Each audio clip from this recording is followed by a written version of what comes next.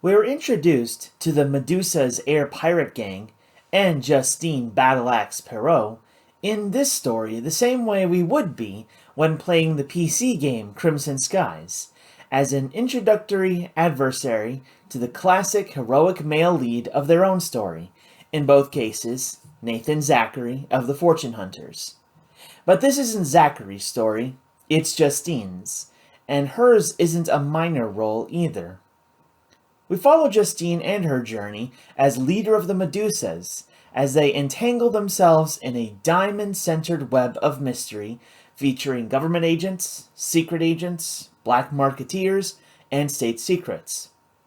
On a deeper level, we see Justine as leader of the Medusas consistently preoccupied with the stability of her leadership position, especially against her own peers in the air pirate gang, and perhaps deepest of all, more than a few hints to Justine's past that pushed her to become the pirate we see in this story.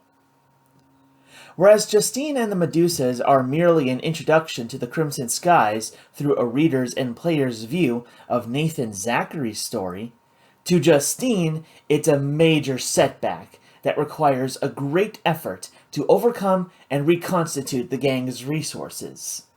This effort is further hampered by an easy distrust she holds against her colleagues, the gang's former leaders and founders, Athena and Sheila, and the threat of the gang splitting up, presumably with violence. To save the gang from split leadership, violent dissolution, and their own loan shark patron's imminent debt collection, Justine leads the Medusas to steal a valuable diamond, only to be caught in the middle of interstate intrigues that she needs to navigate before they can get away and secure their future. In air piracy, as well as in their investigation of the intrigues plaguing them, the Medusas employ a number of techniques to get what they want out of their marks, as well as fight their enemies. They use seduction, false identities, disguises, intimidation, and no small amount of physical force to subdue foes and then extract what they need. Like the mythical Greek Gorgon, the Medusa's gang, and especially Justine, are well practiced in petrifying their victims with fear, directly targeting people for their expectations and assumptions of women, and weaponizing them against anyone in their way. As portrayed in story, they're not always the best equipped or the best positioned, or the most skilled at taking on forces bigger and more powerful and more influential than they are, but in the grand tradition of pirates intimidating those they can dominate and fleeing those they can't, the Medusas are well versed. Justine in particular is written to be very well suited to conducting piracy essentially as a continuous revenge against patriarchal society. Whether dealing with innocent aircrew, rich heiresses, hapless gangsters, charming pilots, or self-important government agents, Justine's callous antipathy is equal to all. The snippets we get of her past that affect her character include being introduced to her future husband at 15, and within 5 years, having a daughter, experiencing spousal abuse, and then losing her daughter, and finally killing her husband. As a wife and mother, Justine is written to have experienced perhaps the most trauma that can be suffered in her position, and it manifests in her attitudes towards the people she comes across.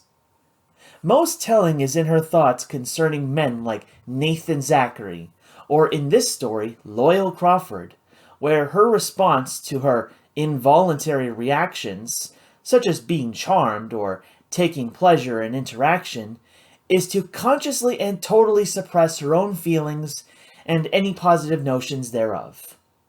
As explicitly written, she will never let herself be controlled by a man, and so it's likely she associates being attracted to a man to being controlled by a man. Given her past traumas as written, as she has essentially been at the mercy of an abusive man, and may well have lost her only daughter to that violence, Justine could very well feel justified showing any amount of hostility to men, especially men with power, whatever the circumstance. Justine's attitudes towards her own gang, and the women that are ostensibly the founders of the Medusas, also possibly indicates an intriguing history between them. At some point in the past, the women Athena and Sheila founded the Medusas as an all-women pirate gang, and the women they induct come from walks of life that could very well share particular traumas concerning misogyny and sexual violation. It's a great deal of speculation on my part, as none of this is written, but it would fit a theme. Amanda Hart was a former militia pilot from the Atlantic Coalition, whose career was truncated by the dissatisfaction of a male superior officer for refusing his advances. Matilda Hannigan is an elder woman who was fully capable of keeping up with the younger women, but might very well have suffered poor treatment for her age and the needs that come with it. Ching Si is a Chinese woman who may have been raised in Hong Kong if her English accent is any indicator, and may very likely have suffered unwelcome attention for her body. And Katie Callahan joined the gang after having stolen a newly manufactured aircraft where, if she was in a minority of women workers, could have been denied the proper respect and credit owed to peers in her workplace. Depending on what's written in-universe, it would make sense that Justine joined the gang after its founding, likely after having killed her husband in retaliation for his role in the death of their daughter. She now leads the Medusas to take what they can via piracy, with no scruples, because men and their privilege took everything from her. So she'll take what she can get to exact payment for her suffering. The other members, like the founders Athena and Sheila, may have specific goals for the Medusas relating to their all-female membership, but Justine would rather strike out where she can, rather than rally women, even disaffected and dispossessed women, to the Medusa's air pirate gang.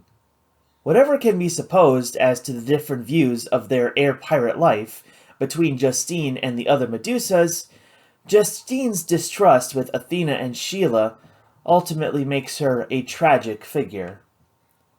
For her suffering as a widow and a former mother, Justine has an opportunity to connect with the other women in relation to the circumstances that drove them to seek out the all-female gang out of all the others. Given the varied portrayal of many women in the Crimson Skies universe, there should be no doubt that even in this alternate history, women's lives are still dominated by the assigned roles and expectations of their gender, especially in deference to and benefit for men. Justine and the Medusas, however, could tip the scales in a certain way, with a kind of pirate branding that portrays their gang as empowering women to stick it to the man. Literally, too. At the same time, anywhere the Medusas go for piracy, the men they target would have new incentive to worry that any women in their vicinity or in their circle might decide to help the Medusas pull off their crime. The worse the treatment, the greater the threat of betrayal, or the very least, a reduced effort to oppose the Medusas. It's a similar scenario faced by sailing captains in the classical age of piracy, especially those captains that abused their crews. Upon being accosted by pirates, the crew have a choice. They can either fight the pirates and possibly protect the wealth, or be wounded or killed, and may lose the cargo anyway.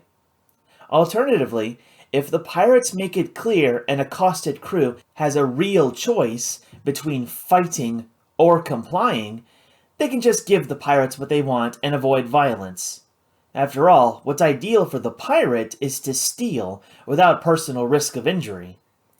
From the point of view of the captain, if they've been abusive of that crew, then a band of pirates accosting them introduces peril to that abuser. The crew may decide risking their health to protect the cargo is far less important than avoiding a fight, and so may comply with the pirates, even at personal hazard to the abusive captain. From the Crimson Skies perspective, the specter of the all-women pirate band Medusas coming for cargo gives a captain or other power wealth holder at least two options. Treat well the women they depend on, or else exclude them entirely, and even those excluded may decide to turn pirate for the Medusas anyway. Such a campaign could earn Justine and the gang many, many more possible recruits and allies, or even a base for a support network that can help shore up or overcome their vulnerabilities. We already see this in story when Athena gets information from a cleaning lady that was privy to the socialite Devoir's party, where the valuable diamond in question would also be in attendance. What makes Justine a tragic figure is that, based on what we've seen of her leadership, she may very pointedly not try this, not even to empower herself or her gang. Throughout my readings of the Crimson Sky stories, I've made plenty of comparisons between the various protagonists and Nathan Zachary, who is, from my perspective, written as an ideal for how a person turned pirate would be empowered to become heroic, to use their newfound freedom from nationalist and regionalist ideologies to find and value their friendship and fellowship with others, both in the crew they choose and the strangers they encounter on their journeys. The further stories I read from the Crimson Skies will, in time, turn to portraying Nathan Zachary's crew, the Fortune Hunters, in this way. As comparison, while the Fortune Hunters value and trust each other deeply and are driven by their sense of fellowship, the Medusas, at least from Justine's point of view, are driven solely by greed and would hurt each other to serve that greed, if they don't get a big enough payout from their piracy. The story doesn't allow us to see if the Medusas really would hurt each other to serve that greed, as we only have Justine's thoughts on the matter.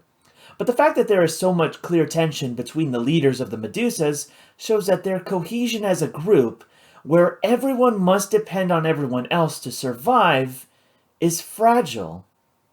Despite the opportunity for Justine to form a deeper connection to the women she depends on, who could very well empathize and sympathize with the trauma that drove them all to each other in the first place, Justine doesn't. Even with an entire pirate gang to support her, Justine, in a very personal and intimate way, remains alone.